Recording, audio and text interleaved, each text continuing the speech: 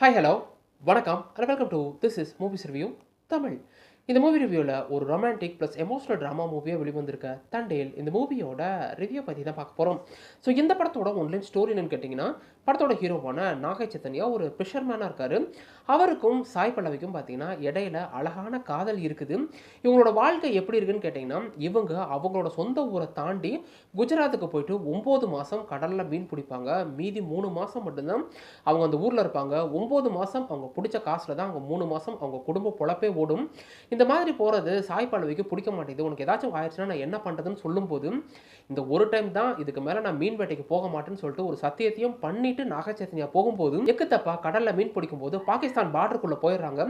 அப்படி பாகிஸ்தான் ராணுவத்தால் அவங்க சிறைப்பிடிக்கப்பட்டு ஒரு கட்டத்தில் பாகிஸ்தான் சிறையிலையும் அடைக்கப்பட, இதுக்கப்புறம் இந்த கதையில் நடந்த சுவாரஸ்யங்கள் என்ன, சாய் பல்லவி நாகை சைத்தன்யாவை பாகிஸ்தான் சிறையிலேருந்து கூட்டிகிட்டு வந்தாங்களா, இல்லை அதுக்கடையில் என்னென்ன மாதிரியான பிரச்சனைகள் வந்துச்சு, இதுக்கடையில் இவங்க காதல் ஒன்று சேர்ந்துச்சா இல்லையான்றது தான் இந்த படத்தோட மொத்த கதையே. இந்த படம் பார்த்தீங்கன்னா based on the true story. நிஜத்தில் நடந்த ஒரு கதையை வச்சு ஃபிஷர்மேன் பார்த்தீங்கன்னா பாகிஸ்தானோட ஆர்மி கிட்ட மாட்டியிருப்பாங்க. அந்த ஒரு கதையை பேஸ் பண்ணி இந்த படத்தை கொஞ்சம் சினிமா லிபர்ட்டிக்கு எடுத்து தான் இந்த படத்தை எடுத்து வச்சுருக்காங்க. படம் பார்த்தீங்கன்னா கிட்டத்தட்ட 2.5 மணி நேரத்துக்கு மேலே ஓடுது. ஆனால் ஃபர்ஸ்ட் ஹாஃபும் சரி செகண்ட் ஹாஃபும் சரி பெருசாக எனக்கு எங்கேயுமே போர் அடிக்கல. ஆனால் இந்த படத்துக்கு 2.5 மணி நேரம் அவசியமான்ற ஒரு கேள்வி வந்துச்சு. அதை சுருக்கி இன்னும் கொஞ்சம் கிறிஸ்பாகவே கட் பண்ணியிருந்தா இந்த படம் அடுத்த கட்டத்துக்கே போயிருக்கும். ஃபர்ஸ்ட் ஹாஃபில் பார்த்தீங்கன்னா நாக சைத்தன்யா யார், அவங்க அப்பா எப்படி தண்டையிலாக இருந்து எப்படி அவருக்கு அந்த பதவி கிடச்சி, அவரை நம்பி எப்படி ஃபிஷர்மேன்லாம் இருக்காங்க, இவங்க குஜராத்துக்கு போயிட்டு 9 மாதம் கஷ்டப்பட்டா தான் அந்த 3 மாதம் அவங்க குடும்ப பொழப்பே நடக்குன்றதா இருக்கட்டும், சாய் பல்லவிக்கும் அவருக்கும் இடையில அழகான காதல்னு சொல்லிட்டு ஃபர்ஸ்ட் ஹாஃபை அழகாக நகர்த்தி எடுத்துகிட்டு போயிருந்தா கூட செகண்ட் ஹாஃபில் அந்த பாகிஸ்தான் சிறையில் இருக்கிறது, அவங்கள எப்படி சாய் பல்லவி கொண்டு வராங்க, கிளைமேக்ஸில் என்னென்ன மாதிரியான பிரச்சனைகள் நடக்குதுன்றதை பார்த்தீங்கன்னா செகண்ட் ஹாஃபில் அழகாகவே கூட்டிகிட்டு போயிருப்பாங்க.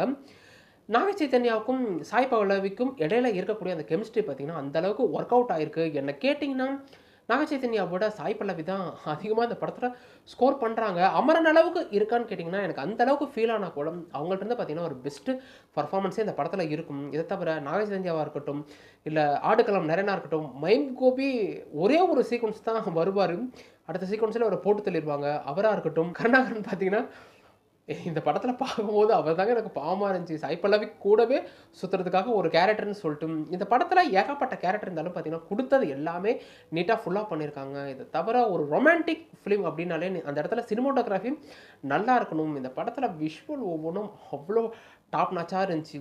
எனக்கு ஒரே ஒரு வருத்தம், இந்த படத்தில் பார்த்தீங்கன்னா செகண்ட் ஹாஃபில் ஃபர்ஸ்ட் ஹாஃப் ஃபுல்லாகவே லவ் ரொமான்டிக்னு போனால் கூட செகண்ட் ஹாஃபில் பார்த்தீங்கன்னா எமோஷ்னல் ஆக்ஷன்ஸ்னு போகும்.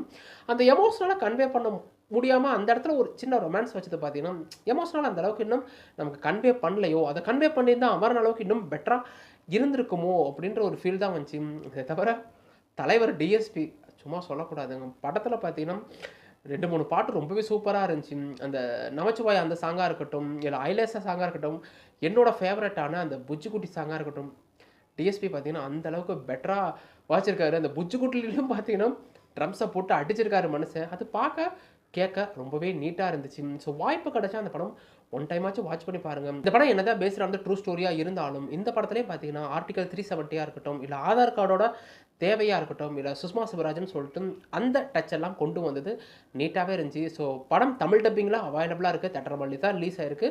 ஸோ வாய்ப்பு கிடைச்சா கண்டிப்பாக ஒன் டைம் ஆச்சும் வாட்ச் பண்ணி பாருங்கள். மொத்தத்தில் இந்த தண்டேல் எப்படி இருக்குன்னு கேட்டிங்கன்னா, இந்த படம் பேஸ்ட் ஆன் த ட்ரூ ஸ்டோரியாக இருந்தால் கூட அதில் சில சினிமாத்தனம்லாம் வச்சு படத்தை பார்த்தீங்கன்னா அழகாகவே ப்ரெசென்ட் பண்ணியிருக்காங்க. ஃபர்ஸ்ட் ஹாஃப் ஃபுல்லாகவே ரொமான்டிக் எமோஷனல்னு கொண்டு போயிட்டு செகண்ட் ஹாஃபில் ஆக்ஷன்னு கொண்டு போயிருந்தா கூட ஃபர்ஸ்ட் ஹாஃபும் சரி செகண்ட் ஹாஃபும் சரி லிட்டரலி எனக்கு எங்கேயுமே போர் அடிக்கலைங்க. ஒரு ரொமான்டிக் ட்ராமா மூவினாலே அந்த இடத்துல பார்த்தீங்கன்னா சினிமோட்டோகிராஃபி அவ்வளோ டாப் நச்சாக இருக்கணும்.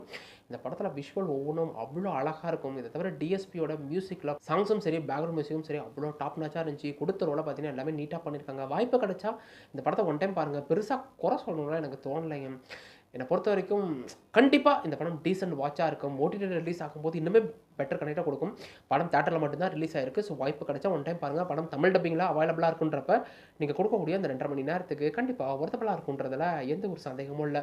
இதுபடி பிடிச்சது படி கொடுத்துருங்க. அப்புறம் சப்ஸ்கிரைப் பண்ணுறது பக்கத்தில் இருக்க அந்த பெல் ஐக்கனை கிளிக் பண்ணிக்கங்க. இன்னொரு வீடியோ உங்களுக்கு பார்க்குறேன். அது வரைக்கும் என்ன, கீப் வாட்சிங், keep supporting, subscribe to movies review Tamil.